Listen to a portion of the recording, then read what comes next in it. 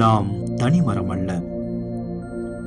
நல்ல எளிய சகோதரர் ஒருவர் சகோதரர் பெர்னார்டுடைய சிறந்த நம்பிக்கையையும், சகோதரர் லியோனுடைய தூய்மையையும், சகோதரர் ஆஞ்சலோவின் பரிவையும் கனிவையும், சகோதரர் மெசேயோவின் எதையும் தாங்கும் இதயத்தையும், சகோதரர் ஜைல்ஸினுடைய நீடித்த இறைவேண்டலையும், சகோதரர் ரூஃபினோவின் ஆழ்நிலையில் மன்றாடும் பழக்கத்தையும், சகோதரர் ஜெனிஃபருடைய சிலுவையில் அறையுண்ட கிறிஸ்துவை பின்பற்றும் பழக்கத்தையும், சகோதரர் ஜானில் வெளிப்பட்ட உடல் மற்றும் ஆன்ம வீரத்தையும், சகோதரர் ரோஜருடைய பிறரன்பையும், சகோதரர் லூசிடுடைய எந்த இடத்தையும் சொந்தம் கொண்டாடாமல் இடமிட்டு இடம் பெயர்வதையும் கொண்டிருப்பார் என்று தூய பிரான்சிஸ்